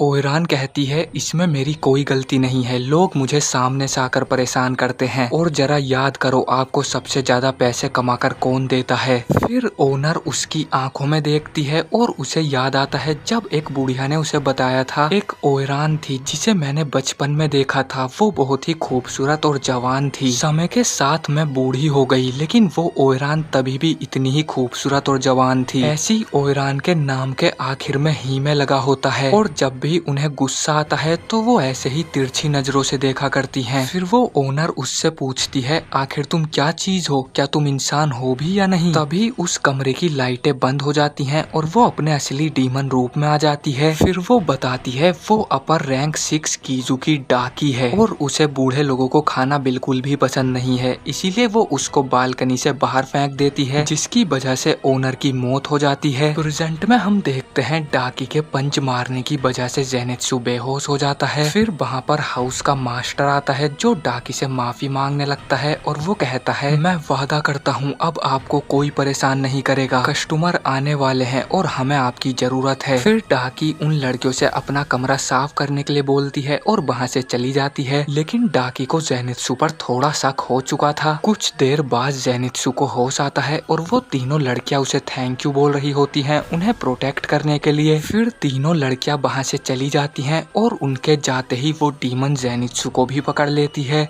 तो एपिसोड की स्टार्टिंग में हम देखते हैं तांजिरो के हाउस में जो ओइरान होती है वो बच्चों के साथ खेल रही होती है, क्योंकि वो बच्चों से बहुत ज्यादा प्यार करती है और वो उन दोनों को गिफ्ट्स भी देती है। वहीं तांजिरो दरवाजे के बाहर खड़ा होकर ये सब देख रहा होता है और वो मुस्कुराने लगता है। वहीं जेनित्सु के गायब होने की खबर सबको पता चल गई होती है तो उसके हाउस का ओनर कहता है उसे ढूंढने की कोई जरूरत नहीं है, जरूर उसने आशिनुके कर लिया होगा, और वो बहुत ज्यादा गुस्सा करने लगता है। वहीं इनोसुके तांजिरो को समझा रहा था कि उसके घर में एक डीमन है, लेकिन तांजिरो को उस पर यकीन नहीं हो रहा था। फिर उजुई उन्हें आकर बताता है जेनित्सु गायब हो चुका है और ये सब उसकी ही गलती है, उसे उन तीनों को अपने मिशन में नहीं लाना चाहिए था, तुम दोनों को भी यहाँ से चले जाना चाहिए, नहीं तो तुम्हारा भी यही हाल होगा। तांजिरो और इनोसुके मदद करने के लिए बोलते हैं, लेकिन उजुई कहता है इसमें शर्मिंदा होने की कोई बात नहीं है, सबसे जरूरी जिंदा रहना होता है, तुम दोनों यहाँ से जा सकते हो। और उजुई इतना बोलकर वहाँ से गायब हो जाता है। फिर तांजिरो कहता है उन्हें हम पर भरोसा नहीं है क्योंकि हमारी रैंक बहुत कम है। तो इनोसुके कहता है हमारी रैंक अब कम नहीं है, पहले हम मिजुनोटो पर थे लेकिन अब काडुई पर आ चुके हैं, तुम अपने हाथ पर अपनी रैंक चेक कर सकते हो। फिर तांजिरो कहता है उजुई रात को हमारे घर के बाहर नजर रखते हैं ना, लेकिन फिर भी उन्होंने किसी डीमन को नहीं देखा है, इसका मतलब डीमन घर के अंदर ही काम करता है और शायद उसने घर के अंदर से ही रास्ते बनाए हुए हैं। मुझे लगता है उजुई की वाइफ और जेनित्सु अभी जिंदा हैं, तो हम दोनों को ये बात दिमाग में रखकर ही जांच करनी होगी। फिर तांजिरो अपने हाउस की ओइरान के पास जाता है और वो उसे बताता है मैं एक लड़का हूँ और मैंने अपने मिशन के लिए सिर्फ एक लड़की के कपड़े पहने हुए थे। तो ओइरान कहती है हाँ मुझे ये पहले से ही पता था। फिर वो ओइरान को कुछ पैसे देकर कहता है मास्टर को ये पैसे दे देना, ये मेरा बचा हुआ पेमेंट है। फिर तांजिरो वहाँ से चला जाता है और उसके जाने के बाद वहाँ पर वही डीमन आ जाती है जो उसको भी पकड़कर अपने साथ ले जाती है। वहीं तांजीरो इनोसुके की मदद के लिए जा रहा होता है, लेकिन तभी उसे डीमन की स्मेल आने लगती है। उधर इनोसुके तांजीरो का इंतजार करते करते परेशान हो जाता है और वो अकेले ही डीमन को ढूंढने जाने का फैसला करता है। फिर वो उछलकर अपनी गर्दन को छत में घुसा लेता है और कहता है जल्दी से मेरी तलवार लेकर आओ। तभी वहाँ पर दो बॉडी बिल्डर चूहे उसकी तलवार लेकर आ जाते हैं और इनोसुके भी अपने कपड़े चेंज कर लेता है। वहीं उजुई जेनित्सु वाले हाउस के ओनर के पास जाता है और उसके गले पर चाकू रखकर उससे पूछता है यहाँ पर जो लोग भी गायब हो रहे हैं और तुम्हारी वाइफ को जिसने भी मारा है तुम मुझे उसके बारे में बताओ, मैं उसको जान से मारकर तुम्हारा बदला ले लूंगा। फिर ओनर उसे ओइरान के बारे में बताता है और वो कहता है जब से वो यहाँ पर आई है तभी से ये सब हो रहा है। जिसके बाद वो पीछे मुड़कर देखता है लेकिन उजुई वहाँ से गायब हो चुका था। उजुई ओइरान के कमरे में जाकर देखता है लेकिन वो वहाँ पर नहीं होती है, तो उजुई उसे ढूंढने के लिए निकल जाता है। वहीं तांजीरो कोएनात्सुरु के कमरे में पहुँच जाता है और वो देखता है डाकी ने उसे पकड़ रखा होता है, लेकिन तांजीरो हैरान रह जाता है क्योंकि तांजीरो कोएनात्सुरु का सिर्फ सर ही देख पा रहा होता है और कोएनात्सुरु अभी जिंदा भी होती है। फिर तांजीरो उसकी आंख में देखता है और तांजीरो को पता चल जाता है ये अपर रैंक 6 कीजुकी है। तभी डाकी अपने रिवन से तांजीरो पर अटैक कर देती है और तांजीरो बहुत दूर जाकर गिरता है। फिर कुछ देर बाद तांजीरो को होश आता है और उसे समझ आ चुका था कि डाकी अपने रिवंश में इंसानों को गायब कर लेती है, इसीलिए उन लोगों को वहाँ पर कोई खुफिया रास्ता नहीं मिला था क्योंकि डाकी को सिर्फ रिवन जितनी जगह चाहिए। तांजीरो के शरीर में जरा सी भी जान नहीं बची होती है, लेकिन फिर भी वो जैसे तैसे खड़ा हो जाता है। फिर तांजीरो नेजुको के बॉक्स को उतार कर साइड में रख देता है और उसे बाहर आने से मना करता है। जिसके बाद वो अपनी वाटर ब्रीदिंग की 4th फॉर्म स्ट्राइकिंग टाइड का इस्तेमाल करता है और डाकी पर अटैक करने लगता है। डाकी भी उस पर अटैक कर रही होती है, लेकिन वो जैसे तैसे उसके अटैक से बचकर कोएनात्सुरु वाले रिवन को काट देता है। तांजीरो की ताकत देखकर डाकी इम्प्रेस हो जाती है और वो उसकी तारीफ करते हुए कहती है तुम देखने में गंदे हो लेकिन तुम्हारे साथ लड़ाई करने में मजा आएगा। वहीं तांजीरो सोच रहा होता है क्या मैं बिना किसी की मदद के अपर रैंक 6 कीजुकी से लड़ पाऊंगा, लेकिन अब सवाल ये नहीं है कि मैं ये कर पाऊंगा या नहीं, अब मुझे ये करना ही होगा। हम उजुई को देखते हैं जो डीमन को ढूंढ रहा होता है और तभी वो एक सुनसान इलाके में पहुंच जाता है। वहाँ पर वो देखता है उसकी वाइफ हिनात्सुरु डीमन के रिवंश में बंधी हुई है, तो वो उसको बाहर निकालता है। हिनात्सुरु की हालत बहुत ही खराब होती है और वो उजुई को बताती है जैसे ही मुझे पता चला ओइरान ही डीमन है, उसको भी मुझ पर शक हो चुका था, तो उससे बचने के लिए हिनात्सुरु ने जहर पी लिया था, इसीलिए वो उजुई से बात नहीं कर पा रही थी। फिर हिनात्सुरु उजुई से कहती है वो उसको छोड़कर डाकी से लड़ने के लिए चला जाए। जिसके बाद उजुई उसको एक एंटीडोट देता है और उससे कहता है जैसे ही तुम ठीक हो जाओ यहाँ से चली जाना। फिर उजुई उसे वहीं पर छोड़कर डाकी से लड़ने के लिए चला जाता है। फिर उजुई अपने कंसंट्रेशन का इस्तेमाल करता है और उसे पता चलता है डीमन जमीन के बहुत ही अंदर है, तो उजुई अपनी दोनों तलवारें निकाल लेता है और साउंड ब्रीदिंग की 1st फॉर्म रोर का इस्तेमाल करते हुए अपनी दोनों तलवारें जमीन में गाड़ देता है। उसके ऐसा करने से वहाँ पर एक धमाका हो जाता है जिसे डाकी और तांजीरो भी सुन लेते हैं। तो डाकी तांजीरो से पूछती है आखिर तुम लोग कितने हो, लेकिन तांजीरो उसे नहीं बताता है। फिर डाकी कहती है तुम तो अब लड़ने की हालत में भी नहीं हो और तुम्हारी तलवार भी टूटने वाली है, शायद तुम्हारी तलवार बनाने वाला एकदम बेकार है। ये सुनकर तांजीरो को गुस्सा आ जाता है और वो डाकी से कहता है ऐसा बिल्कुल नहीं है, जिसने ये तलवार बनाई है वो एक महान योद्धा है। फिर तांजीरो सोचने लगता है उसकी तलवार इसी वजह से टूट रही है क्योंकि वो वाटर ब्रीदिंग टेक्निक ठीक से इस्तेमाल नहीं कर पाता है। जब भी वो हिनोकामी काकुरा का इस्तेमाल करता है वो हमेशा ही सक्सेसफुल होता है, लेकिन अभी उसका शरीर इतना ताकतवर नहीं है, वो केवल एक ही बार उसका इस्तेमाल कर सकता है। फिर डाकी तांजीरो पर अटैक कर देती है, तो तांजीरो हिनोकामी काकुरा रेजिंग सन का इस्तेमाल करता है और वो डाकी के पास पहुंच जाता है। तो डाकी अपना एक रिवन तांजीरो के गले पर ले आती है, लेकिन तांजीरो वहाँ से गायब होकर उसके पीछे पहुंच जाता है। फिर तांजीरो को डाकी के गले पर ओपनिंग थ्रेड दिखाई देने लगता है और वो अपने फायर व्हील का इस्तेमाल करता है, लेकिन डाकी उसके अटैक से बच जाती है और उसको दूर फेंक देती है। तांजीरो हिनोकामी काकुरा का इस्तेमाल करने की वजह से हिल भी नहीं पा रहा होता है और डाकी उस पर अटैक करने के लिए आ जाती है, तो तांजीरो रिकवरी ब्रीदिंग का इस्तेमाल करके वहाँ से दूर हो जाता है। फिर तांजीरो सोचने लगता है अगर वो अपने शरीर शरीर का टेम्परेचर बढ़ा ले तो वो हिनोकामी कागुरा को अच्छे से इस्तेमाल कर पाएगा। फिर तांजीरो अपने शरीर को गर्म करने लगता है और उसमें ताकत आने लगती है। वहीं डाकी सोच रही होती है, मुझे लगा था इससे लड़ना आसान होगा लेकिन ऐसा नहीं है। वहीं हम इनोसुके को देखते हैं जो अपनी ब्रीदिंग टेक्निक से डीमन का पता लगा लेता है। उसको पता चलता है डीमन घर के नीचे है, तो वो वहाँ पर एक गड्ढा खोदता है और उसको एक छोटा सा रास्ता मिल जाता है। वो रास्ता बहुत ही छोटा होता है, तो इनोसुके अपने शरीर की सारी हड्डियों को डिसलोकेट कर लेता है और उस गड्ढे में सांप की तरह रेंगते हुए आगे जाने लगता है। फिर इनोसुके एक जगह पर पहुंचता है जहां पर बहुत सारे रिवंश होते हैं और उन रिवंश में इंसान फंसे हुए थे। वहां पर जेनित्सु भी फंसा हुआ था और तभी इनोसुके देखता है उसके पीछे एक रिवन आ चुका है। उस रिवन के आंखें और मुंह भी होते हैं और वो इनोसुके पर अटैक करने लगता है। तभी डाकी उस रिवन से कहती है, तुम इस लड़के को जिंदा पकड़ना क्योंकि ये बहुत खूबसूरत है। तुम ऐसे 10 खूबसूरत लोगों को जिंदा छोड़ दो, बाकी सबको मार डालो। इनोसुके उससे लड़ते लड़ते कुछ लोगों को भी बचा रहा होता है, लेकिन वो रिवन उनको दोबारा पकड़ने लगता है। तभी वहाँ पर 2 लड़कियां आ जाती हैं इनोसुके की मदद के लिए और वो बताती हैं हम दोनों उजुई की वाइफ्स हैं। फिर हम देखते हैं जेनित्सु भी आजाद हो चुका है और वो एक ही झटके में सारे रिवंश को काट देता है। तभी उजुई भी ऊपर से गड्ढा खोदकर नीचे आ जाता है और वो उस रिवन को मार देता है। उसको देखकर उसकी वाइफ्स इमोशनल हो जाती हैं। फिर उजुई कहता है, तुमने बहुत ही अच्छा काम किया, मुझे मेरी वाइफ से यही उम्मीद थी। डाकी और तांजीरो लड़ रहे होते हैं। डाकी बहुत ज्यादा गुस्से में होती है और वो तेजी से तांजीरो पर अटैक करने लगती है। तभी कुछ रिवंश जमीन के अंदर से बाहर आकर डाकी के शरीर में जाने लगते हैं, तो तांजीरो सोचने लगता है शायद ये वही रिवंश हैं जो डाकी के शरीर से निकले थे और अब वो वापस आ रहे हैं। फिर वो सारे रिवंश डाकी के अंदर चले जाते हैं और डाकी और भी ज्यादा ताकतवर हो जाती है। तभी उनके पास वाले घर से एक आदमी निकलकर बाहर आ जाता है और वो कहता है, आखिर तुम इतना शोर क्यों मचा रहे हो, यहाँ पर लोग रहते हैं जो सोने की कोशिश कर रहे हैं। फिर और भी लोग अपने घरों से निकलकर बाहर आने लगते हैं, तो तांजीरो उन्हें अंदर जाने के लिए बोलता है। डाकी को ये देखकर गुस्सा आ रहा होता है और तांजीरो उन लोगों को अंदर भेजने की कोशिश कर रहा होता है। तभी डाकी अपने रिवन से उन सभी घरों पर अटैक कर देती है और वो सभी घर तहस नहस हो जाते हैं। बहुत सारे लोग कटकर मर चुके होते हैं और तांजीरो का भी एक कंधा आधा कट जाता है। तांजीरो की हालत बहुत ज्यादा खराब हो चुकी थी, उसकी आंखों से भी खून निकलने लगता है, लेकिन वो फिर भी लड़ने के लिए तैयार रहता है। फिर हम एक सीन देखते हैं जब रेंगोकू के डैड तांजीरो के लिए एक खत लिख रहे होते हैं। वो उस खत में लिखते हैं, उनके बेटे के आखिरी पलों में उसके साथ रहने के लिए शुक्रिया और हमारी पहली मुलाकात के लिए मुझे माफ कर देना। वो बताते हैं उनकी वाइफ के जाने के बाद उन्होंने पीना शुरू कर दिया और अपने बच्चों को उनके हाल पर छोड़ दिया, लेकिन रेंगोकू फिर भी मेहनत करके एक हाशिरा बना। वो बहुत ही अच्छा बेटा था। वो बताते हैं जो सन ब्रीदिंग का इस्तेमाल करते हैं जन्म से ही उनके सर पर एक निशान होता है, जैसा बिल्कुल तुम्हारे पास भी है। प्रेजेंट में तांजीरो उसी बात को याद कर रहा होता है और वो कहता है, आप गलत थे, मेरे सर पर ये निशान बचपन से नहीं था, बल्कि एक दिन अपने छोटे भाई को जलने से बचाने के लिए मुझे ये निशान मिला, लेकिन मेरे डैड के सर पर ये निशान जन्म से था, इसका मतलब मैं महान बनने के लिए नहीं बना हूँ। फिर तांजीरो अपने चारों तरफ देखता है और लोगों की हालत देखकर उसे बहुत ज्यादा गुस्सा आने लगता है। फिर वो डाकी पर अटैक कर देता है। डाकी उसके अटैक से बच जाती है, लेकिन वो उसकी एक टांग काट लेता है। वहीं हम उजुई को देखते हैं जो इनोसुके और जेनित्सु को पकड़कर जंप करके उस होल से बाहर आ जाता है और फिर वो तीनों छतों पर भागकर उस डीमन को ढूंढने लगते हैं। उधर डाकी अपने ब्लड डीमन आर्ट 8 लेयर ओबी स्लैश का इस्तेमाल करती है। ऐसा करने से उसके रिवंश जाले की तरह फैल जाते हैं और तांजीरो के ऊपर गिरने लगते हैं। तांजीरो के पास कहीं भी भागने का रास्ता नहीं बचा होता है और डाकी सोच रही थी अब तांजीरो नहीं बचेगा। तभी तांजीरो अपना Hinokami Kagura burning bone summer sun का इस्तेमाल करता है और वो डाकी के सभी रिवंश को जला देता है। डाकी अब उन्हें रीजनरेट भी नहीं कर पा रही थी। तांजीरो उसके सभी रिवंश जल्दी से काट रहा होता है, तो डाकी उससे बचने के लिए दूसरी छत पर जंप करती है। तांजीरो भी डाकी के पीछे आ जाता है और वो उसकी गर्दन को काटने लगता है, लेकिन उसकी गर्दन भी रिवन से बनी हुई थी और वो इतनी ज्यादा सॉफ्ट होती है कि तांजीरो उसे काट ही नहीं पा रहा था। फिर डाकी अपने सभी रिवंश से तांजीरो पर अटैक करती है और तांजीरो को वो सारे रिवंश बहुत ही धीरे दिखाई दे रहे थे। फिर तांजीरो उसके सभी रिवंश को एक जगह इकट्ठा कर लेता है और उन्हें काटने लगता है। डाकी सोच रही थी तांजिरो ऐसा नहीं कर पाएगा, लेकिन तांजिरो सभी रिवंश को काट देता है। फिर तांजिरो डाकी के पास आ जाता है और वो दोबारा उसकी गर्दन काटने वाला होता है। तभी उसका भाई कहता है, बड़े भैया जल्दी से सांस लो। फिर तांजिरो सांस लेता है और उसे समझ आता है उसने बहुत देर से सांस ही नहीं ली थी, इसीलिए वो इतने अच्छे से लड़ पा रहा था और अब उसकी सारी ताकत खत्म हो चुकी है। वो जमीन पर गिरकर खांसना शुरू कर देता है। डाकी तांजिरो को मारने ही वाली होती है, लेकिन तभी उसके पीछे से उसको कोई बहुत जोर से लात मारता है। डाकी बहुत ही दूर जाकर गिरती है और उसका आधा सर भी गायब हो चुका था। वहीं हम देखते हैं तांजिरो के सामने नेजुको खड़ी हुई थी और वो बहुत ही गुस्से में लग रही होती है। फिर डाकी उसको देखती है और उसे मुजान की एक बात याद आती है, जब मुजान ने उसे बताया था कि एक डीमन लड़की उसकी पकड़ से बाहर निकल चुकी है, जैसे टमायो निकल गई थी और अब तुम्हें ही उसे मारना होगा। फिर नेजुको दोबारा से डाकी पर अटैक करती है, लेकिन डाकी इस बार उसके हाथ पैर काट देती है और वो नेजुको के 2 टुकड़े करके उसको एक दीवार पर फेंक कर मारती है। डाकी सोच रही होती है नेजुको बहुत कमजोर है, लेकिन नेजुको पल भर में ही खुद को रीजनरेट कर लेती है। डाकी को यकीन नहीं हो रहा था और वो सोच रही थी ये तो एक अपर रैंक जितनी पावरफुल है। नेजुको बहुत ही ज्यादा गुस्से में होती है और वो अपने मुंह पर बंधी लकड़ी भी तोड़ देती है। फिर उसका शरीर अचानक से बड़ा होने लगता है, वो एक बच्ची से जवान हो जाती है और उसकी पूरी बॉडी पर पत्तियों जैसे निशान बनने लगते हैं। उसके सर पर एक सींग भी आ जाता है। फिर नेजुको दोबारा से डाकी पर अटैक करती है और वो उसको एक लात मारकर जमीन में घुसा देती है। डाकी को बहुत ज्यादा दर्द होने लगता है। फिर नेजुको उसको बार बार मारने लगती है और उसे बहुत ज्यादा मजा आ रहा होता है। वहीं तांजिरो बेहोश पड़ा होता है और तभी उसके सपने में उसका भाई आकर कहता है, अगर वो अभी नहीं उठा तो हमारी बहन पहले जैसी नहीं रहेगी। और ये सुनते ही तांजिरो को होश आ जाता है। उधर नेजुको अभी भी डाकी को मारे जा रही होती है, तो डाकी अपने रिवन से उसके हाथ पैर और गले को काट देती है, लेकिन नेजुको के ब्लड की वजह से उसके हाथ पैर अलग नहीं होते हैं और वो डाकी के रिवंश को पकड़ लेती है। फिर डाकी के ऊपर लगा नेजुको का खून जलने लगता है और उसके पूरे शरीर में आग लग जाती है। डाकी पूरी तरह से घायल हो चुकी होती है और तभी नेजुको उसके पास दोबारा आकर उसे मारने लगती है। नेजुको एक असली डीमन की तरह हो चुकी थी। वो डाकी को एक लात मारती है और डाकी एक घर में जाकर गिरती है। फिर नेजुको उसके पीछे जाती है। वो देखती है वहाँ पर कुछ घायल लोग होते हैं और एक लड़की के हाथ में खून बह रहा था। उस लड़की का खून देखकर नेजुको बेकाबू हो जाती है और उसे खाने के लिए आगे बढ़ती है, लेकिन तभी वहाँ पर तांजिरो आ जाता है और वो अपनी तलवार से नेजुको का मुंह बंद करके उसे पीछे खींचने लगता है। तांजिरो उसको रोकने की बहुत कोशिश कर रहा होता है, लेकिन नेजुको उसकी एक भी बात नहीं सुन रही थी। तभी वहाँ पर डाकी भी आ जाती है जो बहुत गुस्से में लग रही होती है। फिर तांजिरो सोचने लगता है अब वो डाकी से कैसे लड़ेगा, क्योंकि वो नेजुको को अभी नहीं छोड़ सकता है। तभी डाकी उन दोनों पर अटैक कर देती है, लेकिन उजुई उसके सारे रिवंश काट देता है। फिर उजुई तांजिरो से पूछता है क्या यही नेजुको है। तभी डाकी कहती है तो तुम हो हाशिरा जो मुझसे लड़ने के लिए यहाँ पर आए हो। तो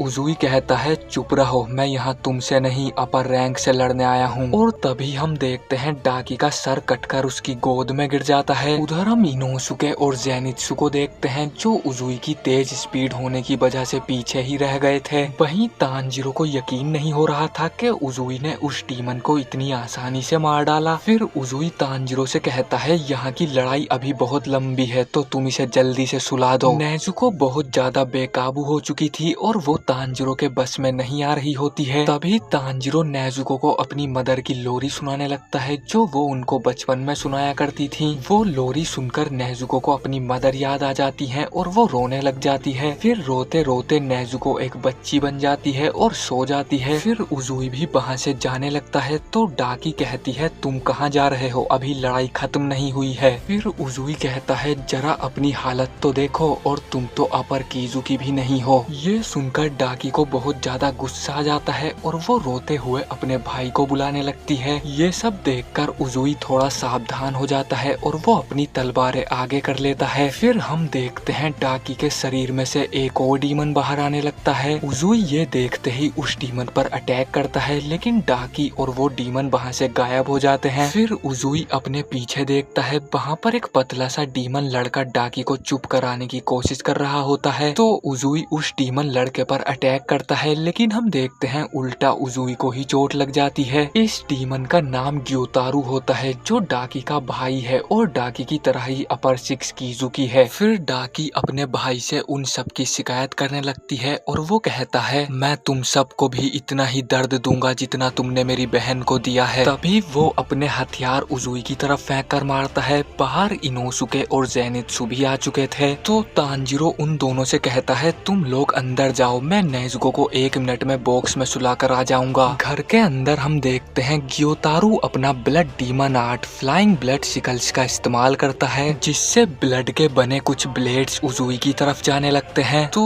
उजुई अपने पीछे के 2 लोगों को बचाने के लिए वहाँ पर एक ब्लास्ट करता है और नीचे के फ्लोर पर आ जाता है। फिर वो दोनों लोग वहाँ से भाग जाते हैं, लेकिन उजुई की तरफ अभी भी वो ब्लड से बने सिकल्स आ रहे थे। फिर उजुई समझ जाता है जब तक ये सिकल्स अपने टारगेट को हिट नहीं करेंगे ये डिस्ट्रॉय नहीं होंगे, और वो सोच रहा था अगर वो ग्योतारो का सर काट दे तो उसकी बहन भी मारी जाएगी, शायद ग्योतारो ही मेन बॉडी है। इसका पता लगाने के लिए वो कुछ और बॉम्ब्स फेंकता है और वो पूरा घर ही ब्लास्ट हो जाता है। कुछ देर बाद उजुई देखता है वहाँ पर एक बड़ी सी रिबन की बॉल होती है और वो दोनों उसमें बच गए होते हैं। फिर ग्योतारो कहता है, हम दोनों की खास बात यही है कि हम साथ मिलकर लड़ते हैं। तांजिरो नेजुको को उसके बॉक्स में सुला देता है और दोबारा से लड़ने के लिए तैयार हो जाता है। वहीं डाकी का भाई ग्योतारो उजुई से कह रहा होता है, तुम देखने में सुंदर हो और बहुत ज्यादा ताकतवर भी हो, मुझे तुमसे जलन हो रही है, अब मैं तुम्हें मारने के लिए और इंतजार नहीं कर सकता हूँ। तो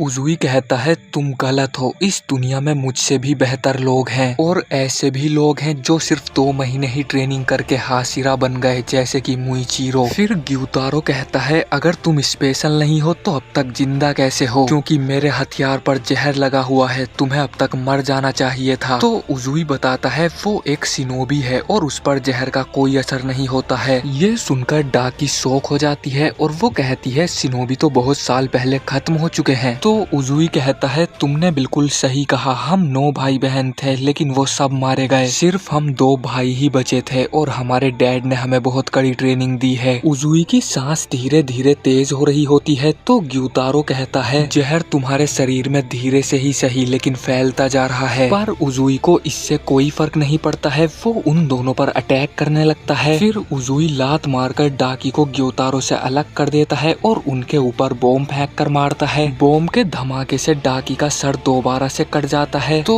वो अपने सर को जोड़ती है और रोना शुरू कर देती है। तभी उजुई अपनी तलवार ग्योतारो के गले के पास ले आता है और ग्योतारो हैरान रह जाता है। वो सोच रहा होता है उजुई की तलवार लंबी कैसे हो गई, लेकिन वो देखता है उजुई की दोनों तलवारें आपस में जुड़ी हुई हैं। उजुई फिर भी ग्योतारो की गर्दन नहीं काट पाता है और वहाँ पर इनोसुके, तांजिरो और जेनित्सु भी आ जाते हैं। उधर उजुई की दोनों वाइफ्स एंटरटेनमेंट डिस्ट्रिक्ट को खाली करवा रही होती हैं ताकि लड़ाई के दौरान किसी को भी चोट ना पहुँचे। वहीं उजुई कहता है, अब मुझे समझ आ चुका है तुम दोनों को कैसे खत्म करना है, हम लोगों को तुम दोनों की गर्दन एक साथ काटनी होगी। फिर ग्योतारो कहता है, तुम लोगों को ये इतना आसान लग रहा है, अब तक हम दोनों 20 से ज्यादा हाशिरा को मार चुके हैं। फिर डाकी अचानक से उजुई पर अटैक कर देती है, लेकिन जेनित्सु बिजली की तेजी से उसके अटैक को रोक लेता है। फिर जेनित्सु उसको लेकर छत पर पहुंच जाता है, तो इनोसुके भी उसके पीछे जाता है और वो कहता है, हम दोनों उस रिबन वाली डायन को देख लेंगे, तुम दोनों इसे संभालो। फिर ग्योतारो अपनी एक आंख डाकी को दे देता है और तांजिरो सोच रहा होता है, ग्योतारो एक आंख के साथ भी बहुत ज्यादा स्ट्रोंग है, यही है अपर 6 की असली ताकत। उजुई के शरीर में जहर फैल चुका है, तो अब मुझे ही उन्हें प्रोटेक्ट करना होगा। जैसे ही ग्योतारो अपनी जगह से हिलेगा मैं उस पर अटैक कर दूंगा।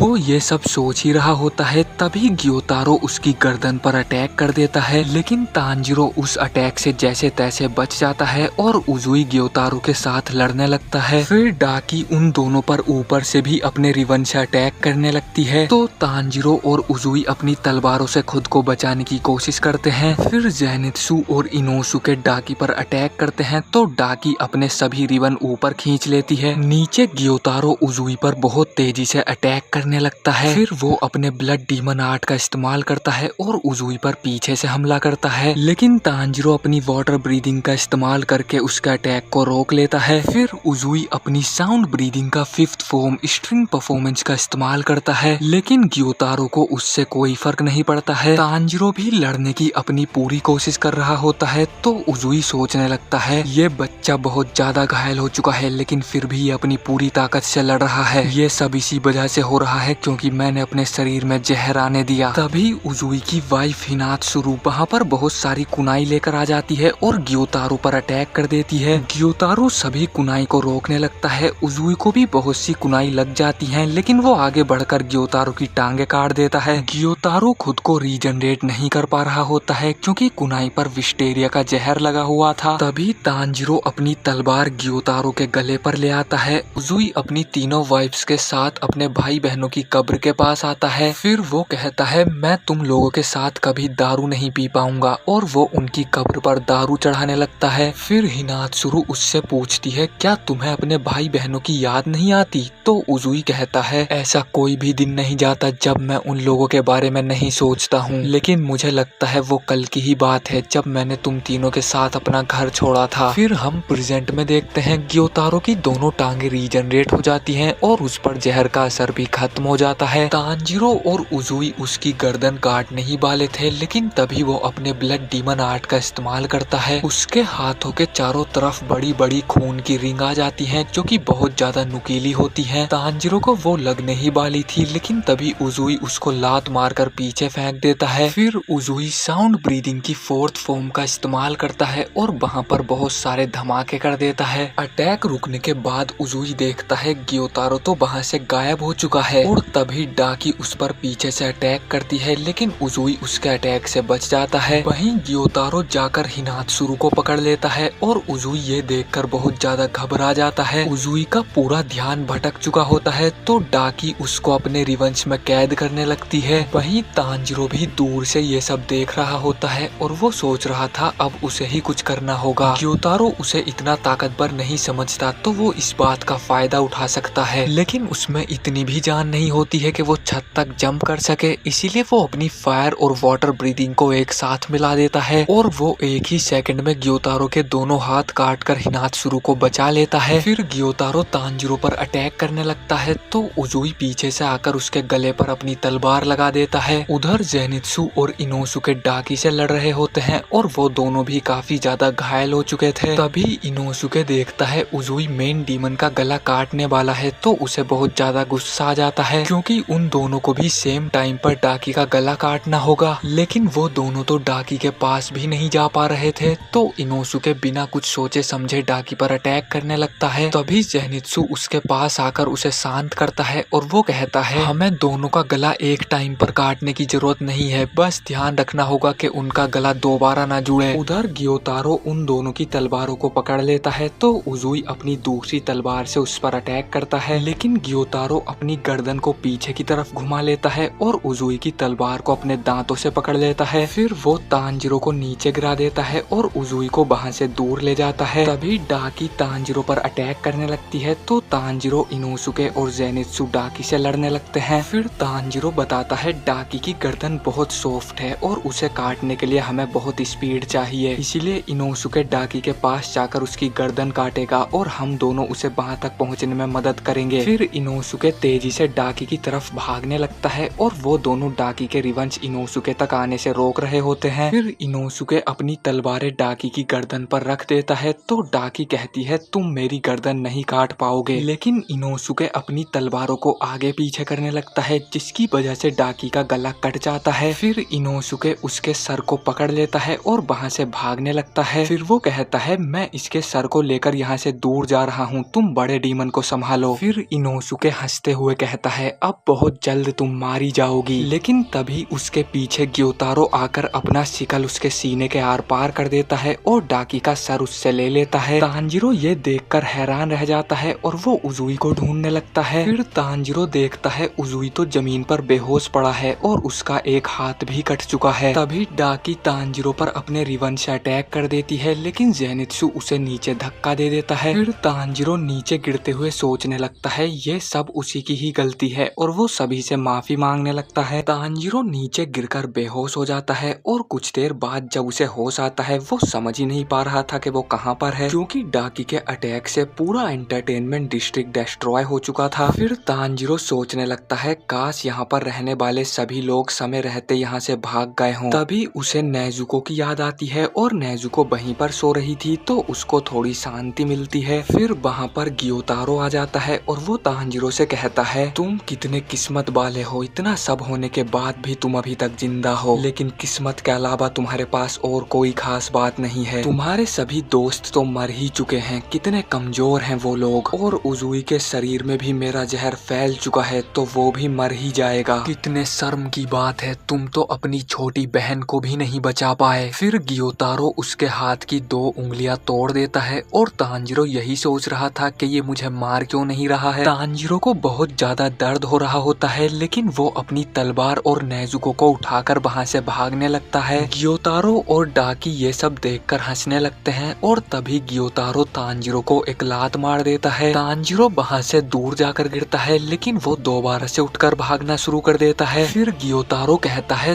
तुम कितने डरपोक हो, और वो तांजीरो को पीटना शुरू कर देता है। फिर ग्योतारो तांजीरो से कहता है, अगर तुम डीमन बन जाओ तो शायद मैं तुम दोनों को छोड़ दूं। डाकी ये सुनकर खुश नहीं होती है और वो उन्हें मारने के लिए बोलती है लेकिन ग्योतारो उसकी नहीं सुनता है। फिर तांजीरो कहता है, इस पूरा टाइम मैं बस इसी का इंतजार कर रहा था, और वो अपने सर को जोर से ग्योतारो के सर पर मार देता है। तो ग्योतारो हंसते हुए कहता है, क्या अब तुम मुझे इस टक्कर से मारने वाले हो? लेकिन तभी उसे चक्कर आने लगते हैं और वो देखता है तांजीरो ने उसके पैर में विस्टेरिया के पॉइजन वाला चाकू मार दिया है। चाकू लगने की वजह से ग्योतारो काफी कमजोर हो जाता है और तभी तांजीरो अपनी तलवार उठाकर उसका गला काटने लगता है। ये देखकर डाकी तांजीरो पर अटैक करती है लेकिन तभी वहाँ पर जेनित्सु आकर उसके सभी रिवंश को काट देता है। फिर जेनित्सु अपनी थंडर क्लैप एंड फ्लैश की गॉड स्पीड का इस्तेमाल करता है और उसकी स्पीड बहुत ही तेज हो जाती है। जेनित्सु डाकी की गर्दन तक पहुंच जाता है लेकिन वो उसकी सॉफ्ट गर्दन को नहीं काट पा रहा था। फिर जेनित्सु सोचने लगता है, अगर मैंने इस बार इसकी गर्दन को नहीं काटा तो मुझे दूसरा मौका नहीं मिलेगा। उधर ग्योतारो अपने पैर से उस चाकू को निकाल लेता है और वो गुस्से में तांजीरो पर अटैक करने लगता है। तांजीरो बस खुद को बचाने की कोशिश कर रहा होता है और ग्योतारो उसे मारने ही वाला होता है लेकिन तभी वहाँ पर उजुई आ जाता है और वो ग्योतारो पर अटैक करके उसे पीछे कर देता है। ग्योतारो सोचने लगता है, ये मेरे जहर से मरा क्यों नहीं, और उसे समझ आता है उजुई ने किसी तरह पॉइजन को अपने दिल तक पहुँचने से कुछ समय के लिए रोक लिया है। फिर ग्योतारो अपने ब्लेड से उजुई पर अटैक करता है लेकिन उजुई उसके सभी अटैक को सॉन्ग में बदल देता है और बड़े ही आराम से उसके अटैक से बच जाता है। उजुई को भी ग्योतारो के अटैक समझ में आ चुके थे और वो दोनों एक दूसरे से लड़ने लगते हैं। दोनों बहुत ही गुस्से में लड़ रहे होते हैं और उनमें से कोई भी हार मानने के लिए तैयार नहीं था। तभी तांजीरो को एक मौका दिखाई देता है और वो ग्योतारो पर अटैक कर देता है लेकिन ग्योतारो उसको देख लेता है और वो उसके मुंह में अपना शिकल घुसा देता है। तांजीरो के शरीर में भी जहर फैलने लगता है लेकिन वो फिर भी अपनी तलवार को ग्योतारो के गले पर लगा देता है। फिर तांजीरो अपनी पूरी जान लगाने लगता है और तभी उसके चेहरे पर जो निशान होता है वो बड़ा हो जाता है। तांजीरो के बाल भी चेंज हो जाते हैं और उसकी ताकत भी बढ़ने लगती है और वो ग्योतारो की आधी गर्दन को काट देता है। उधर जेनित्सु कमजोर पड़ने लगता है तो डाकी उस पर पीछे से अटैक करती है लेकिन तभी वहाँ पर इनोसुके आकर जेनित्सु को बचा लेता है और वो कहता है, मैं पहाड़ों में बड़ा हुआ हूँ तो मुझ पर जहर का कोई असर नहीं होता और मैं अपने ऑर्गन भी शिफ्ट कर सकता हूँ। फिर इनोसुके भी डाकी की गर्दन को काटने लगता है और वो तीनों अपना पूरा जोर लगा रहे होते हैं। कुछ देर मेहनत करने के बाद वो उन दोनों डीमन की गर्दन को एक साथ काट देते हैं। तांजीरो के शरीर में जहर फैल चुका होता है, वो जमीन पर गिर जाता है और उसे ठीक से दिखाई भी नहीं दे रहा था। फिर उजुई तांजीरो से कहता है, तुम्हें यहाँ से जल्दी भागना होगा, लेकिन तांजीरो को कुछ भी सुनाई नहीं दे रहा था। तभी ग्योतारो के शरीर में से कुछ ब्लेड्स निकलने लगते हैं और वहाँ पर एक बहुत बड़ा धमाका हो जाता है लेकिन तभी नेजुको अपने बॉक्स से बाहर आकर उसके सभी ब्लेड्स को जला देती है और सबको बचा लेती है। कुछ देर बाद तांजीरो को होश आता है और वो देखता है वहाँ पर सब कुछ डिस्ट्रॉय हो चुका है। तो तांजीरो समझ जाता है उसकी जान नेजुको ने ही बचाई है। फिर वो दोनों बाकी सभी को ढूंढने जाने लगते हैं। तांजीरो चल भी नहीं पा रहा था तो नेजुको उसे उठाकर ले जाती है। तभी उन्हें जेनित्सु दिखाई देता है जो बहुत ज्यादा थक चुका था और वो रो रहा होता है। फिर जेनित्सु उन्हें बताता है उसे इनोसुके की दिल की धड़कन कम होती सुनाई दे रही है तो वो दोनों इनोसुके के पास जाते हैं। तांजीरो देखता है उसके शरीर में जहर फैलता ही जा रहा है और उसकी हालत बहुत ज्यादा खराब है। तांजिरो के पास इतना टाइम नहीं होता कि वो किसी से मदद बुलाए और उसे कुछ भी समझ नहीं आ रहा होता है। तभी नेजुको अपने ब्लड डीमन की आग से इनोसुके को जला देती है और तांजिरो देखता है उसके शरीर का जहर धीरे धीरे कम हो रहा है। वहीं उजुई की तीनों वाइफ्स उसके पास बैठकर रो रही होती हैं और तभी नेजुको वहाँ पर आकर उसको भी जला देती है और उजुई का सारा जहर खत्म हो जाता है। फिर वो सभी खुश हो जाते हैं और नेजुको को थैंक यू बोलते हैं। तभी तांजिरो को डीमन के बारे में याद आता है तो वो दोनों डीमंस को ढूंढने के लिए निकल जाते हैं। तांजिरो को एक जगह पर ग्योतारो का खून मिलता है तो वो उसका सैंपल लेकर तमायो के पास भेज देता है। फिर तांजिरो को ग्योतारो और डाकी की आवाज आती है। वो दोनों अभी तक मरे नहीं थे। उन दोनों का सर धीरे धीरे गायब हो रहा था और वो एक दूसरे से लड़ाई कर रहे थे। फिर ग्योतारो कहता है अगर तुम मेरी जिंदगी में ना होती तो मैं आज यहाँ पर मर ना रहा होता। तो डाकी कहती है तुम तो इतने बदसूरत हो, मेरे बिना तुम यहाँ तक पहुँच भी नहीं पाते। ग्योतारो कुछ बोलने वाला होता है लेकिन तभी तांजिरो उसका मुंह बंद कर लेता है और वो कहता है मुझे पता है ग्योतारो तुम्हारे बारे में ऐसा नहीं सोचता और वो तुमसे बहुत प्यार करता है। फिर डाकी रोने लग जाती है और वो कहती है तुम्हें हमारे बीच नहीं आना चाहिए, ये सब तुम्हारी वजह से ही हो रहा है। फिर डाकी धीरे धीरे गायब हो जाती है और उसे देखकर ग्योतारो जोर से ऊ में चिल्लाता है। ग्योतारो को समझ आता है उसका नाम तो कभी डाकी था ही नहीं, उसका नाम ऊमे था और ग्योतारो को अपनी पुरानी लाइफ याद आने लगती है। ग्योतारो एंटरटेनमेंट डिस्ट्रिक्ट के सबसे गरीब घर में पैदा हुआ था। वहाँ पर बच्चे पैदा होना मुसीबत माना जाता था क्योंकि उन्हें खिलाने के लिए भी कुछ नहीं था। ग्योतारो की मोम ने उसे कई बार मारने की भी कोशिश की लेकिन फिर भी ग्योतारो जिंदा ही रहा। ग्योतारो बहुत ही दुबला पतला लड़का था और बाकी सभी बच्चे उसको पत्थर फेंक कर मारा करते थे क्योंकि एंटरटेनमेंट डिस्ट्रिक्ट में सिर्फ खूबसूरती ही मायने रखती है, उसके जैसे बदसूरत लोग नहीं। ग्योतारो की लाइफ इतनी खराब थी कि उसे कोई खाना भी नहीं देता था। वो अपना पेट भरने के लिए कीड़े मकोड़ों को मार कर खाता था। लेकिन फिर उसकी मोम ने एक लड़की ऊमे को जन्म दिया और ग्योतारो की लाइफ पूरी तरह से बदल गई क्योंकि ऊमे बहुत खूबसूरत थी और उसकी वैल्यू भी बहुत ज्यादा थी। ग्योतारो अब लड़ने में भी माहिर हो चुका था तो वो एक कर वसूलने वाला बन गया। पर एक दिन ऊमे जब 13 साल की थी उसने सेल्फ डिफेंस में एक कस्टमर की आंख फोड़ दी और जब लोगों को इस बात का पता चला तो उन्होंने ऊमे को जिंदा जला दिया। ग्योतारो उस समय वहाँ पर नहीं था और जब वो वापस आता है तो देखता है उसकी बहन पूरी तरह से जली हुई है लेकिन वो अभी तक मरी नहीं थी। तो ग्योतारो उसे गले लगाकर भगवान पर चिल्लाने लगता है कि उन्होंने उन दोनों के साथ बहुत गलत किया और अब वो उसकी बहन को भी छीन रहे हैं। तभी पीछे से वही समुराई ग्योतारो के पेट में अपनी तलवार घुसा देता है। उस समुराई के साथ ऊमे की हाउस ओनर भी होती है और वो कहती है इसको मारकर आपने बहुत ही अच्छा किया, वैसे भी मैं इससे परेशान हो चुकी थी। लेकिन ग्योतारो अभी तक मरा नहीं था और वो कूदकर अपने सिकल से हाउस ओनर को ही मार देता है। फिर ग्योतारो समुराई से कहता है तुम्हारे पास सब कुछ है तो तुम्हें अपनी आंख के लिए कंप्लेन नहीं करनी चाहिए। जिसके बाद वो उस समुराई को भी मार देता है। जिसके बाद वो ऊमा को लेकर सभी से मदद मांगने के लिए जाता है लेकिन कोई भी उनकी मदद के लिए नहीं आता है। तभी वहाँ पर एक डीमन 12 कीजुकी अपर रैंक 6 डोमा आता है और वो कहता है मैं दिल का बहुत ही अच्छा हूँ तो मैं तुम दोनों को एक मौका और दे सकता हूँ। ग्योतारो इसके लिए मान जाता है तो वो उन दोनों को डीमन बना देता है। ग्योतारो डीमन बनकर बहुत ही खुश होता है और वो सोचने लगता है अब मैं उन सबको मार दूंगा जिनकी लाइफ मुझसे अच्छी है। प्रेजेंट में हम देखते हैं ग्योतारो एक अंधेरी जगह पर होता है और वो सोच रहा था क्या ये नर्क है। तभी वहाँ पर डाकी आ जाती है जो उसे घर चलने के लिए बोलती है लेकिन ग्योतारो मना कर देता है। ग्योतारो देखता है डाकी के पीछे रोशनी है तो वो उसको वहाँ पर भेजने लगता है लेकिन डाकी मना कर देती है और वो कहती है हम दोनों जहाँ पर भी जाएंगे साथ में जाएंगे, अगर हम दोनों साथ में होंगे तो हमें कोई भी परेशानी नहीं झेलनी होगी। ग्योतारो भी इसके लिए मान जाता है और वो डाकी को लेकर आग में जाने लगता है जो कि शायद नर्क है। उधर ओबेनाए भी वहाँ पर आ चुका होता है और वो उजुई से कहता है तुमने अपर कीजुकी के सबसे लोएस्ट रैंक के डीमन को मारा है और तुम्हें इस बात की खुशी है। चलो इस बात के लिए मैं तुम्हें कॉन्ग्रेचुलेट तो कर ही सकता हूँ, वैसे तुम दोबारा से लड़ने के लिए कब तक तैयार हो जाओगे। लेकिन उजुई उसे बताता है अब वो रिटायर हो जाएगा क्योंकि अब उसकी हालत लड़ने लायक नहीं बची है और उसे उम्मीद है मास्टर भी उसकी ये बात समझेंगे। फिर उजुई ओबेनाए को तांजिरो के बारे में बताता है तो ओबेनाए हैरान रह जाता है है और ओबेनाय कहता है वो मामूली सा लड़का इतनी खतरनाक लड़ाई में जिंदा बच गया।